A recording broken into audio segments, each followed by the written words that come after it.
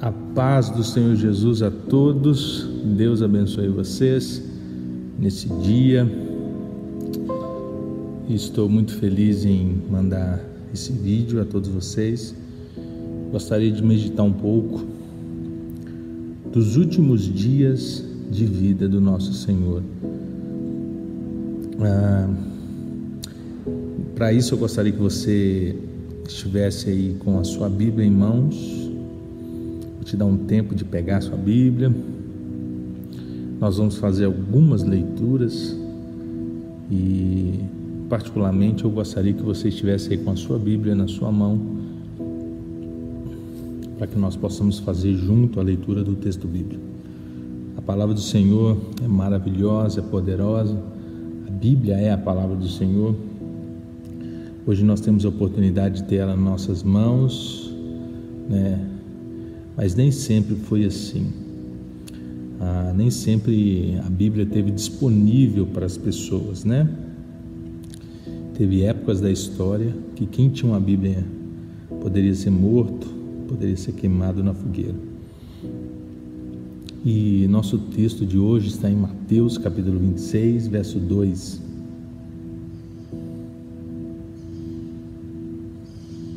Verso 1 e 2 melhor. Vamos lá? Já abriu? Já encontrou? Diz assim: E aconteceu que, quando Jesus concluiu todos esses discursos, disse-lhe aos seus discípulos: Bem sabeis que daqui a 2 dias é a Páscoa, e o Filho do Homem será entregue para ser crucificado. Os discursos que o Senhor menciona aqui foram sobre os fins dos tempos. O dia e a hora ninguém sabe. Jesus também falou sobre a parábola das 10 virgens, né? 5 eram prudentes e 5 nércias, ou seja, loucas. Também disse sobre a parábola dos talentos. Se você ler Mateus 25, 29 e 30, diz assim: Pois a quem tem, mais será dado, e terá em grande quantia, mas a quem não tem, até o que tem lhe será tirado. Isso quando o Senhor volta, né, e requer ali daqueles trabalhadores o resultado dos talentos que ele deixou com eles. E continuando ele diz: E lancem fora o servo inútil nas trevas, onde há choro e ranger de dentes. E também esses discursos anteriores do Senhor estava falando também sobre o retorno dele, o retorno glorioso do nosso Senhor. Aleluia, glória a Deus. E Jesus estava em Betânia, um lugar que ele sempre ia, um lugar onde tinha pessoas amigas, né? Percebe que os últimos dias do nosso Senhor ele estava em um lugar familiar, um lugar aconchegante, com pessoas amadas. E se você vai agora para o capítulo 26, verso 6 e o verso 7, estando Jesus em Betânia, na casa de Simão, o leproso. Eu gostaria que você frisasse esse o leproso. Aproximou-se dele uma mulher com um frasco de alabastro, contendo um perfume muito caro. Ela o derramou sobre a cabeça de Jesus, quando ele se encontrava reclinado à mesa. Repare bem, essa palavra hoje o Senhor me despertou para ela. E Jesus escolheu passar os seus últimos dias em uma casa de um homem chamado leproso.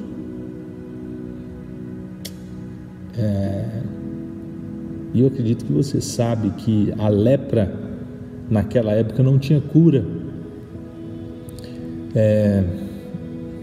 A lepra naquela época era uma doença que quem a tinha teria que ficar afastado da sociedade, teria que ser isolado, teria que ficar numa espécie de quarentena. Mas percebam, Jesus estava na mesa com ele. Talvez ele tinha esse nome porque em um passado era leproso e agora não era mais. Talvez Jesus o curou. Eu não sei, o texto simplesmente deixa que ele era conhecido como Simão o leproso. É uma reflexão que eu gostaria que você fizesse nessa noite. Não importa a sua enfermidade, não importa o seu estado de saúde, não importa o quão difícil é a sua enfermidade, mas Jesus, ele vai estar com você. Aleluia, glória a Deus. Ele não está aqui para te discriminar, ficar longe de você por causa dessa enfermidade, por causa de qualquer outra coisa. Pelo contrário, o Senhor quer estar próximo de você, não importa o seu estado. E no livro de Mateus, essa mulher não tem nome, mas se você for para o livro de Lucas, você vai ver que Lucas, deixa eu abrir aqui, João melhor, né? Livro de João, capítulo 12, verso 1 em diante, que Betânia, sempre que você falar do povoado de Betânia, você ouvir isso, você precisa lembrar de Lázaro, Marta e Maria. Eles moravam lá, era muito próximo de Jerusalém. E nesse momento estava presente também, estava sentado na mesa, junto com Jesus, Lázaro, aquele que tinha sido morto, e Jesus ressuscitou. Percebe, irmãos? Jesus escolheu estar com pessoas simples, pessoas que tinham também as suas dificuldades, pessoas que estavam lutando para serem melhores, e não tinha lá tantas pompas, mas Jesus escolheu estar no meio deles. Um homem que era conhecido como leproso, Lázaro, que tinha sido morto por uma enfermidade, amigo do Senhor, foi ressuscitado por ele, e também estava ali Marta, servindo. Como os irmãos conhecem, Marta, ela gostava de servir, ela é uma pessoa muito prestativa. E também estava Maria. Lembra que Jesus falou? Maria escolheu a melhor parte, e isso não lhe será tirada. Lembra disso? Pois é, novamente, Maria surpreende a Jesus e está ali com aquele unguento, com aquele nardo caríssimo, ungindo ao Senhor. É Maria que estava fazendo isso. Aleluia, glória a Deus. Eu gostaria que os irmãos percebessem a narrativa da história. Vamos voltar lá em Mateus 26, 8 e 9. Quando os discípulos viram Maria derramando aquele perfume caríssimo, tá? Muito mais caro que qualquer perfume francês que você conhece,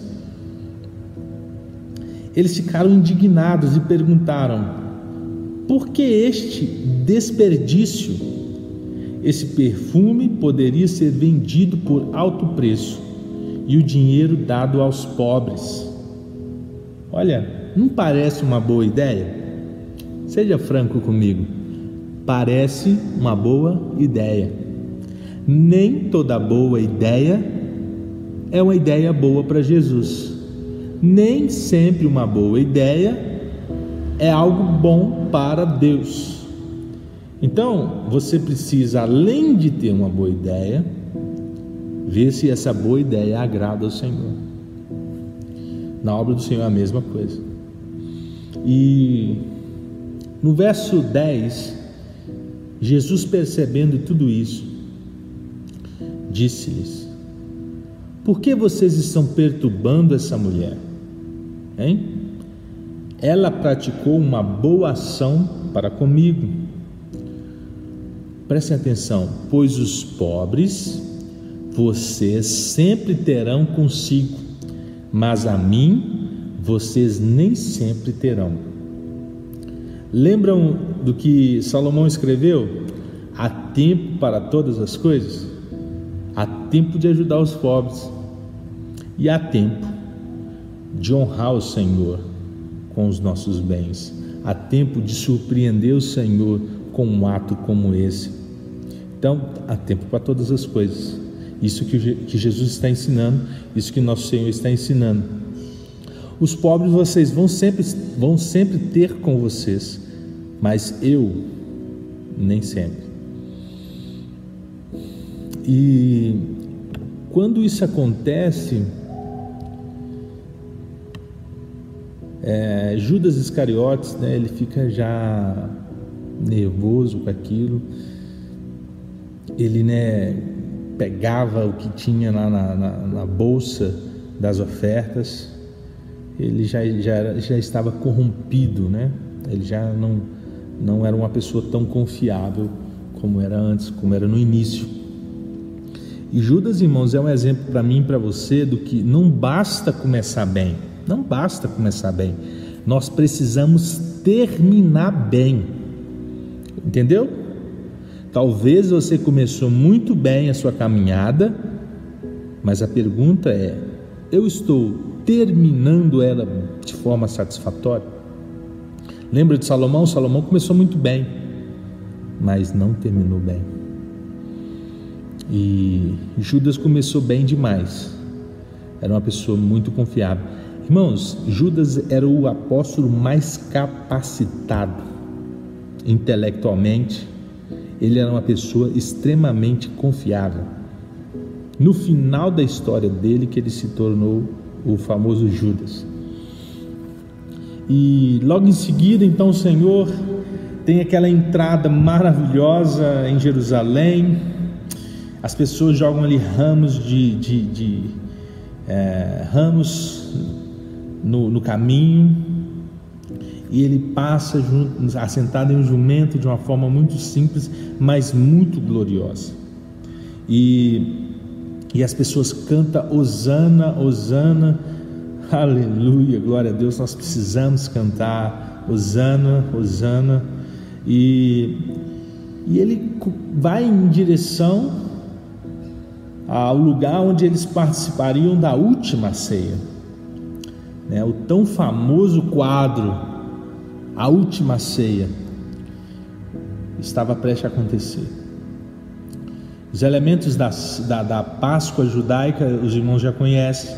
Tinha um cordeiro assado de um ano, né, melhor, sem defeito, não poderia ter nada quebrado, tinha que ter ervas amargas, tinha que ter pães sem fermentos, tinha que passar o sangue no umbral da porta, e tudo isso estava preparado.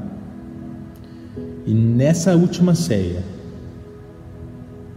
aleluia, no verso 26, enquanto comiam, participavam ali daquela refeição, Jesus tomou o pão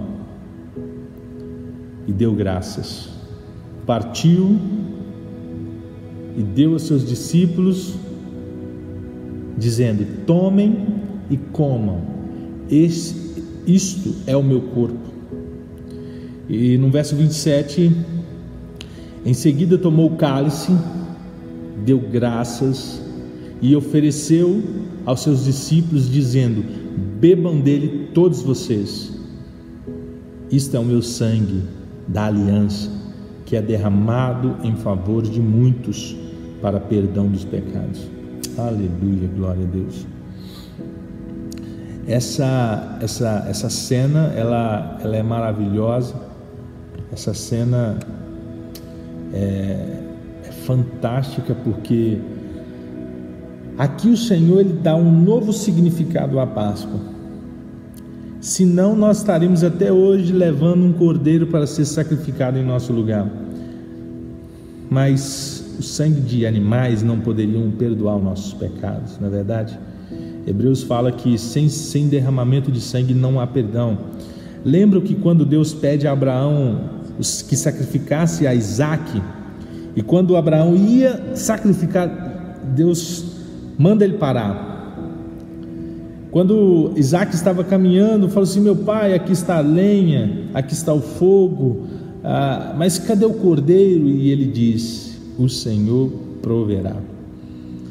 Então Jesus é o cordeiro que Deus preparou para a humanidade, aleluia, glória a Deus, para tirar de uma vez por todas todos os nossos pecados, para tirar de uma vez por toda toda a culpa que estava sobre nós, aleluia, glória a Deus. E ele participa da ceia, ele participa desse momento com os seus discípulos. Também ali ele faz o lava-pés com eles, mostrando que além de tudo isso nós precisamos ser pessoas humildes, simples, não pode haver competição entre nós, rancor entre nós,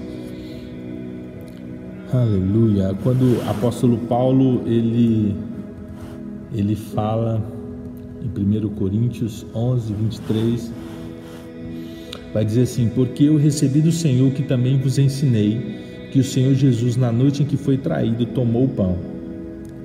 Semelhantemente também, depois de cear, tomou o cálice, dizendo: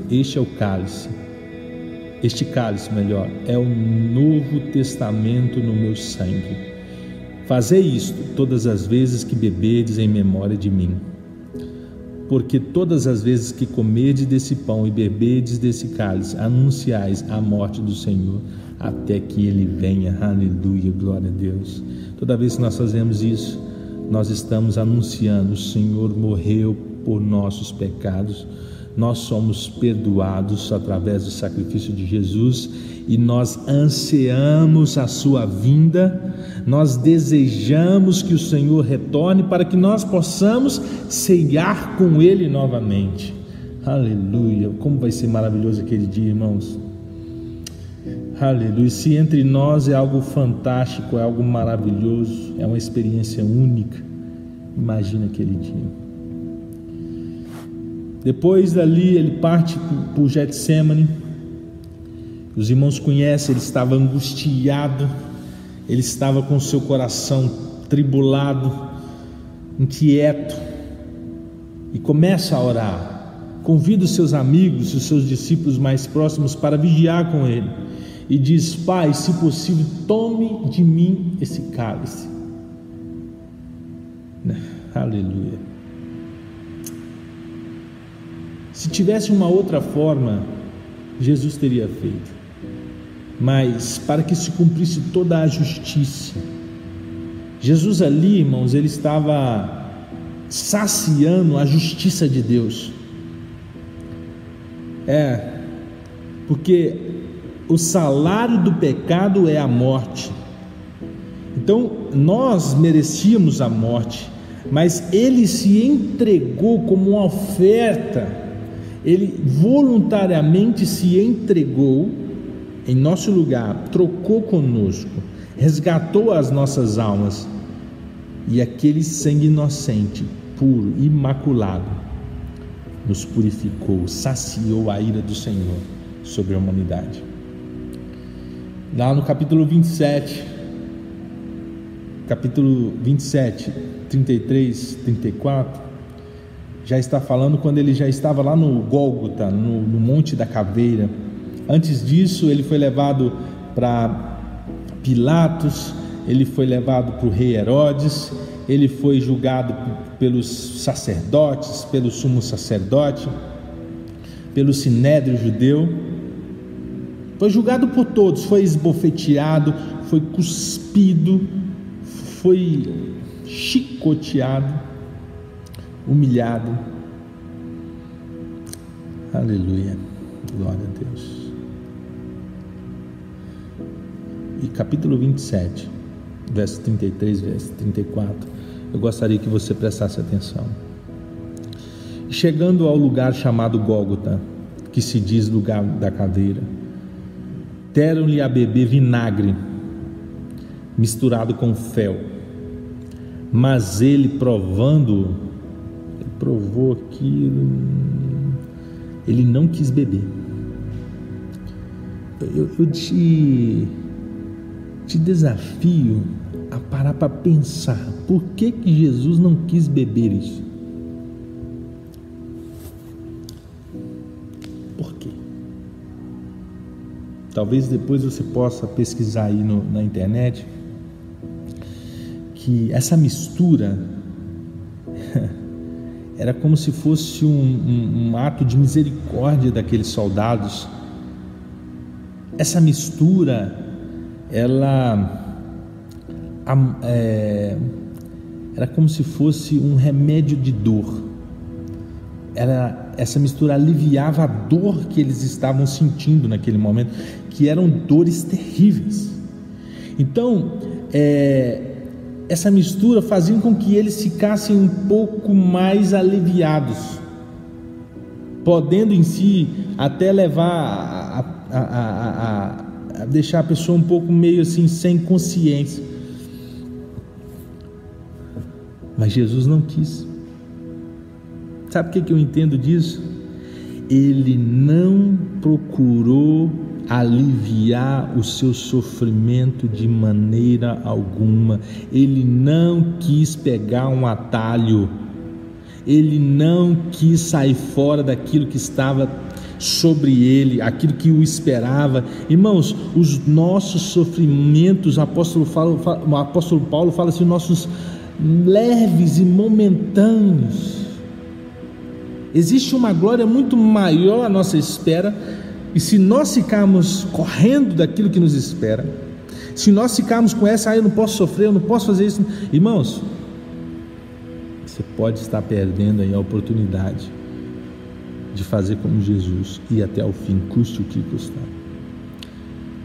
João, livro de João, abra aí, vamos ler juntos, porque eu gostaria muito que você lesse, para que o Espírito Santo te incomodasse nessa hora, para que o Senhor toque na sua vida, toque no seu coração com todas as forças e te faça lembrar do sacrifício de Jesus na cruz do Calvário, o benefício que você tem.